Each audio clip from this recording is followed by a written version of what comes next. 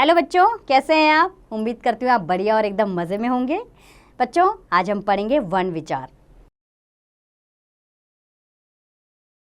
तो बच्चों, इससे पहले हमने भाषा के बारे में जाना। अब इस पाठ में हम वर्ण विचार के बारे में जानेंगे, जिसके लिए सबसे पहले हम जानेंगे वर्ण क्या है। बच्चों, हमारे कानों में गूंजने वाली कोई भी आवाज़ ध्वनि कहलाती है। इन ध्वनियों के सूचक चिन्हों के लिखित रूप को वर्ण या अक्षर कहते हैं। वर्ण भाषा की सबसे छोटी इकाई है, जिसके और टुकड़े नहीं किए जा सकते। जब ये ध्वनियाँ आपस में मिलती हैं तो शब्द का निर्माण होता है। जैसे कि हमारे सामने चित्र दिए गए हैं। पहला चित्र है न जमा अ जमा द जमा ई, यानी कि 4 वर्ण आपस में मिले और एक शब्द नदी का निर्माण हो गया। अगला शब्द तरबूज। तरबूज शब्द भी कई वर्णों के मेल से बना है। और तीसरा शब्द है गमला। इसमें भी कई वर्ण आए हैं और जो आपस में मिल गए और एक शब्द बन गया गमला। आइए वर्ण की परिभाषा जान लें। वर्ण भाषा की सबसे छोटी ध्वनि है, जिसके और टुकड़े नहीं किए जा सकते, अर्थात वर्णों को हम और विभाजित नहीं कर सकते। वर्ण आपस में जुड़ सकते हैं लेकिन टूट नहीं सकते। टूटकर उनका कोई अर्थ नहीं रहेगा। अब जानेंगे हम वर्णमाला क्या है। बच्चों, वर्णों का एक निश्चित या व्यवस्थित समूह वर्णमाला कहलाता है। अब हम पढ़ लेते हैं हिंदी की वर्णमाला। हिंदी की वर्णमाला किस किस से बनी है। सबसे पहले उसमें आते हैं स्वर, जो हैं 11। कौन कौन से? अ आ इ ई उ री ए ऐ ओ औ। ये आपने पहले पढ़ा होगा, आपको इसकी जानकारी होगी। आगे है अयोगवा। कौन से होते हैं? अंग अंग अह, 3 अयोगवा होते हैं। और फिर व्यंजन, इन सब से मिलकर हमारी वर्णमाला बनती है। आइए एक बार व्यंजन भी जान लें। क ख ग घ ड, च छ ज झ ञ, ट ठ ड ढ ण, त थ द ध न, ड ढ प, फ ब भ म य, य र ल व श ष, स ह श त्र ज्ञ। इस तरह हमारी वर्णमाला स्वर और व्यंजनों के मेल से बनती है। आइए अब हम जानते हैं वर्ण के भेद। वर्ण निम्नलिखित 2 प्रकार के होते हैं। पहला है स्वर। पहला वर्ण कौन से होते हैं? स्वर। जिन वर्णों का उच्चारण बिना किसी अवरोध के तथा बिना किसी दूसरे वर्ण की सहायता के होता है, उसे स्वर कहते हैं। स्वर 3 प्रकार के होते हैं।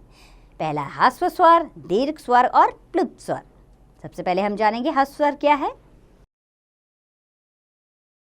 जिन स्वरों के उच्चारण में कम समय लगता है वे ह्रस्व स्वर कहलाते हैं। इनकी संख्या 4 है।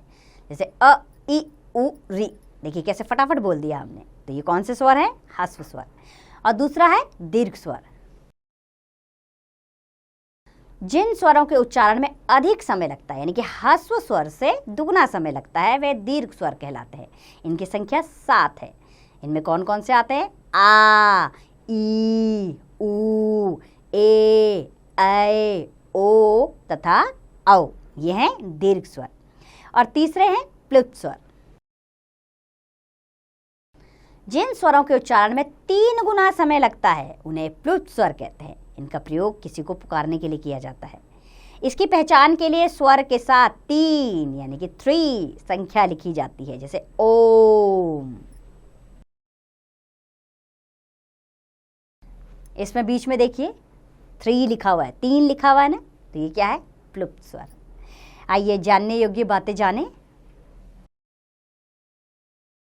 अंग्रेजी से आगत शब्दों के लिए हिंदी में आ को ग्रहण किया गया है। जैसे डॉक्टर, मॉल, बॉल आदि। इसी आधार पर कुछ विद्वान हिंदी में 12 स्वर मानते हैं, अर्थात आगत ध्वनि चिन्ह, जिन्हें आ के ऊपर अर्धचंद्र के रूप में दर्शाया जाता है। और ये किन शब्दों के ऊपर लगता है? ये वे शब्द होते हैं जो अंग्रेजी से हिंदी भाषा में आते हैं। लिपि में अंतर होता है। डॉक्टर रोमन लिपि में लिखा जाता है अंग्रेजी में, लेकिन हिंदी में आते ही देवनागरी लिपि में लिखा जाता है, लेकिन उसके ऊपर आगत ध्वनि का चिन्ह लगा देते हैं, यदि अर्धचंद्र आगत ध्वनि का चिन्ह होता है। और डॉक्टर, इसका उच्चारण हम ओ की तरह करते हैं, डॉक्टर, मॉल, बॉल, इस तरह इसका उच्चारण किया जाता है। आइए अब स्वरों की मात्राएं जान लेते हैं हम। स्वरों के जिन चिन्हों का प्रयोग व्यंजनों के साथ किया जाता है उन चिन्हों को मात्रा कहते हैं। अस्वर के अतिरिक्त सभी स्वरों की मात्राएं निश्चित है। स्वरों के साथ जब व्यंजनों का मेल होता है तो स्वर अपने मूल रूप में नहीं लिखे जाते, उनके स्थान पर उन स्वरों की मात्राएं लिखी जाती हैं। जैसे अ स्वर है, इसकी कोई मात्रा नहीं होती। मात्रा रहित व्यंजन क्या है? न में अगर हम अ जोड़ेंगे तो अभी न, केवल उच्चारण आएगा, मात्रा नहीं दर्शाई जाएगी, और शब्द बनेगा नल। आ की मात्रा एक डंडे के रूप में दर्शाई जाती है, जैसे ना, शब्द बना नाग। इ, छोटी ई की मात्रा व्यंजन के आगे से लगती है, इसमें नौ के साथ इसे लगाएंगे तो नि, निशान शब्द। बड़ी की मात्रा व्यंजन के पीछे से आती है, नी, नील शब्द। उ, छोटा उ, ये व्यंजन के नीचे से आता है, जैसे नु, नुकसान। बड़ा उ, नौ में लगाया तो नू, नूरी, नूतन, नी। आगे है री की मात्रा। री की मात्रा भी व्यंजन के नीचे से आती है, जैसे नृ, नृप, कृष। ए की मात्रा, ने, नेवला। अय की मात्रा, दो मात्रा के रूप में हमेशा व्यंजन के ऊपर, रेखा के ऊपर दो मात्रा लगती है, बड़े की मात्रा, ने, नैतिक। ओ की मात्रा एक डंडा और ऊपर एक मात्रा के रूप में दर्शाई जाती है, जैसे नो, नोट। औ की मात्रा, ये भी एक डंडे के साथ ऊपर दो मात्रा के रूप में दर्शाई जाती है, जैसे नौ, नौकर। आ यानी आगत ध्वनि का चिन्ह, इसमें अर्धचंद्र लगाया जाता है, एक डंडा आ के आ लगाया जाता है और ऊपर अर्धचंद्र, जैसे माँ, माल। अब इसमें जानने योग्य बात क्या है ये जान लेते हैं। र वर्ण के साथ उ तथा ऊ की मात्राएं वर्ण के बाद ना लगाकर बीच में लगाई जाती है, अर्थात उनके पेट में, जैसे र जमा उ जमा रू, रुपया, गुरु। र जमा बड़ा ऊ जमा रू, रूप, रूठा। अब समझ लेते हैं हम अयोगवा क्या है। अयोगवा ऐसे वर्ण होते हैं जो ना तो स्वर हैं और ना ही व्यंजन। इनका प्रयोग स्वर और व्यंजन दोनों के साथ होता है। ये तीन होते हैं, अंग, अंग और अह। ये अयोगवा है। अब जानेंगे हम अनुस्वार क्या है। अनुस्वार एक बिंदु के रूप में दर्शाया जाता है रेखा के ऊपर। जब किसी वर्ण का उच्चारण करते समय वायु केवल नाक से बाहर निकलती है तो उसे अनुस्वार कहते हैं, अर्थात जिन शब्दों का उच्चारण करते हुए नाक से वायु बाहर निकले तो वहां पर अनुस्वार लगेगा। अनुस्वार का प्रयोग शिरारेखा के ऊपर एक बिंदु के रूप में किया जाता है, जैसे लंगूर, चंदा, गंगा। जब आप इसका उच्चारण करते हैं तो आप देखते हैं कि ध्वनि यहां से आती है। अगला है अनुनासिक क्या है ये समझ लेते हैं। जिन वर्णों का उच्चारण करते समय वायु मुंह तथा नाक दोनों से बाहर निकलती है तो उसे अनुनासिक कहते हैं। अनुनासिक प्रकट करने के लिए उसे वर्ण के ऊपर चंद्र बिंदु के रूप में लगाया जाता है, जैसे आंख, गांव, मुख आदि। यानी कि इसका उच्चारण करते समय मुंह और नाक दोनों से वायु बाहर निकलती है। आइए कुछ जानने योग्य बातें हैं ये जान लें। जैसे जब शिरोरेखा के ऊपर कोई मात्रा हो तब चंद्र बिंदु के स्थान पर बिंदु का प्रयोग करते हैं। यानी कि ए की मात्रा, ओ की मात्रा हो शिरोरेखा के ऊपर तो चंद्र बिंदु नहीं आएगा, केवल बिंदु आएगा। जैसे यहाँ चंद्र बिंदु है, यहीं ई की मात्रा आते ही चंद्र बिंदु के स्थान पर बिंदु का प्रयोग होगा। वहाँ में चंद्र बिंदु आता है, लेकिन जैसे लिखा वहीं तो ई की मात्रा आते ही बिंदु आ जाएगा। अर्थात शिरारेखा के ऊपर अगर कोई भी मात्रा लगी हो तो वहां कभी भी चंद्र बिंदु नहीं लिखा जाता, ये अशुद्ध होता है। ठीक है, अब हम समझते हैं विसर्ग क्या है। बच्चों, विसर्ग का प्रयोग संस्कृत से आए शब्दों के साथ किया जाता है। इसका उच्चारण ह के समान किया जाता है। जैसे प्रातः, अतः, प्रायः, नमः आदि। अब जानेंगे हम हलंत क्या है। इसका प्रयोग व्यंजन के नीचे किया जाता है। जब हमें कोई व्यंजन स्वर रहित लिखना होता है तो उसके नीचे हल चिन्ह लगा दो। इसका अर्थ होता है कि वो व्यंजन स्वर रहित है, यानी कि उसमें स्वर नहीं है। जैसे उद्देश्य, चिट्ठी, गद्दा आदि, ये शब्द क्या है? स्वर रहित है। इनके नीचे हल चिन्ह लगा है, अर्थात ये स्वर रहित दर्शाए गए हैं। जब आप वर्ण विच्छेद करते हैं तब आप हर वर्ण को अलग अलग करके लिखते हैं, उसमें आप स्वर और व्यंजन अलग कर देते हैं। तो आप व्यंजनों को कैसे दर्शाते हैं? हलंत लगा के नीचे। अब जानेंगे हम व्यंजन क्या है। जिन वर्णों का उच्चारण करने के लिए स्वर वर्णों की सहायता लेनी पड़ती है उन्हें व्यंजन कहते हैं, अर्थात व्यंजन बिना स्वरों की सहायता के नहीं बोले जाते। हिंदी में व्यंजन वर्ण 32 जमा 2 हैं। इन्हें निम्नलिखित 3 भागों में बांटा गया है। पहला है स्पर्श व्यंजन। जिन वर्णों के उच्चारण में फेफड़ों से आने वाली वायु मुख के विभिन्न भागों यानी कि कंठ, तालु, मुद्रा, दंत, ओष्ठ आदि को स्पर्श करते हुए मुख से बाहर आती है, उन्हें स्पर्श व्यंजन कहते हैं। स्पर्श नाम से ही प्रतीत हो रहा है, स्पर्श करके जब बाहर आए वायु तो वो स्पर्श व्यंजन होते हैं। इन वर्णों की संख्या 25 है, जिन्हें 5-5 के 5 वर्गों में बांटा गया है। पहला वर्ग है क वर्ग। क, ख, ग, घ, ड, ये कंठ से बोले जाते हैं, कंठस्थ से। च वर्ग, च, छ, ज, झ, य, ये तालु से बोले जाते हैं, तालु को स्पर्श करते हैं। ट वर्ग, ट, ठ, ड, ढ, ण, मुद्रा, मूर्धन्य को स्पर्श करते हुए हवा बाहर आती है, इनका उच्चारण करते हुए। त वर्ग, त, थ, द, ध, न, इसमें दंत को यानी कि दांतों को स्पर्श करके हवा बाहर आती है। प वर्ग, प, फ, ब, भ, म, इसमें ओष्ठ यानी कि होठों को स्पर्श करते हुए हवा बाहर आती है। अब इनका उच्चारण करके देखिएगा, तब आपको स्पष्ट रूप से समझ में आएगा। दूसरा है अंतस्थ व्यंजन। जिन व्यंजनों का उच्चारण स्वरों एवं व्यंजनों के मध्य होता है उन्हें अंतस्थ व्यंजन कहते हैं। अंतस्थ व्यंजनों की संख्या 4 है। कौन से हैं ये? य, र, ल, व। और तीसरा है ऊष्म व्यंजन।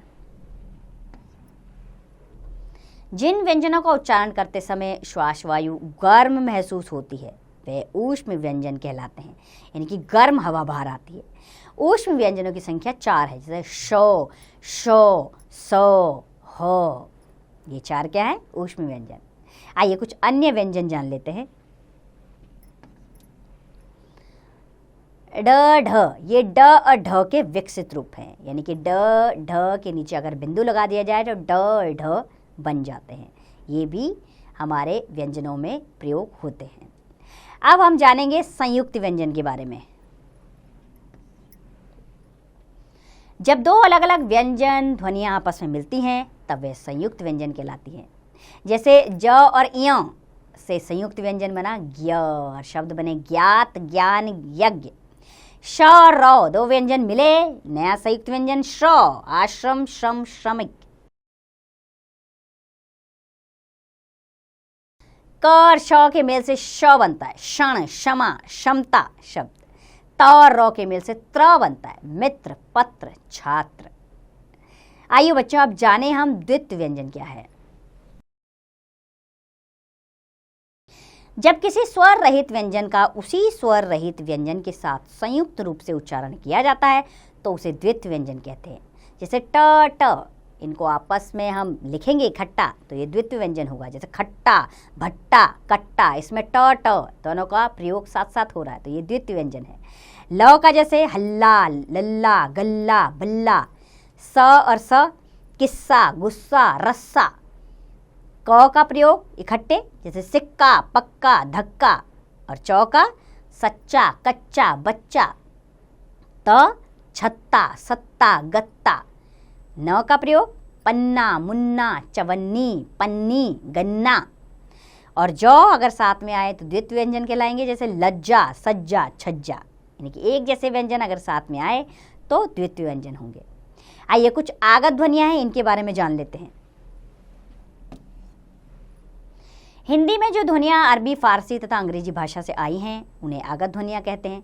ये ध्वनियाँ हैं क, ख, ग, ज, फ, अ। जैसे जिंदगी, फसल, डॉक्टर, कलम, खत, गज़ल, यानी कि नीचे नुक्ता लगाते हैं यानी कि बिंदु लगाते हैं, तो ये आगत ध्वनियाँ कहलाती हैं। तो बच्चों, उच्चारण के आधार पर व्यंजनों के प्रकार के बारे में जान लेते हैं कि हम क्या होते हैं। उच्चारण के आधार पर व्यंजनों के दो प्रकार होते हैं, अल्प प्राण व्यंजन तथा महाप्राण व्यंजन। तो चलिए सबसे पहले हम जानते हैं कि अल्प प्राण व्यंजन क्या है। जिन वर्णों का उच्चारण करते समय श्वास वायु का प्रयोग कम मात्रा में होता है उन्हें अल्प प्राण व्यंजन कहते हैं। जैसे क, ग, ड, च, ज, य, ट, ड, ड़, त, द, न, प, ब, म, य, र, ल, व। ये सब क्या है? अल्प प्राण व्यंजन। अब दूसरा है महाप्राण व्यंजन। वे वर्ण जिनके उच्चारण में श्वास वायु का विशेष रूप से अधिक प्रयोग करना पड़ता है उन्हें महाप्राण व्यंजन कहते हैं। हिंदी वर्णमाला में प्रत्येक वर्ण का दूसरा तथा चौथा अक्षर महाप्राण है। जैसे ख, ग, छ, झ, ट, ढ, थ, ध, फ, भ, श, श, स, ह। इसमें अधिक श्वास वायु आ रही है तो ये महाप्राण व्यंजन है। आइए आप इस पाठ से संबंधित ध्यान देने योग्य बातें जान लेते हैं। भाषा की छोटी से छोटी ध्वनि जिसके और खंड ना हो सके वर्ण कहलाती है। वर्णों के क्रमबद्ध या व्यवस्थित समूह को वर्णमाला कहते हैं। वर्ण दो प्रकार के होते हैं, स्वर व व्यंजन। स्वरों के उच्चारण में किसी अन्य वर्ण की सहायता नहीं लेनी पड़ती। स्वर तीन प्रकार के होते हैं, ह्रस्व, दीर्घ और प्लुप्त। स्वरों के चिन्हों को मात्रा कहते हैं। व्यंजन के उच्चारण में स्वरों की सहायता ली जाती है। व्यंजन तीन प्रकार के होते हैं, स्पर्श, अंतस्थ व ऊष्म। हिंदी वर्णमाला में 11 स्वर और 33 व्यंजन होते हैं। स्वर रहित व्यंजनों के मेल को संयुक्ताक्षर कहते हैं।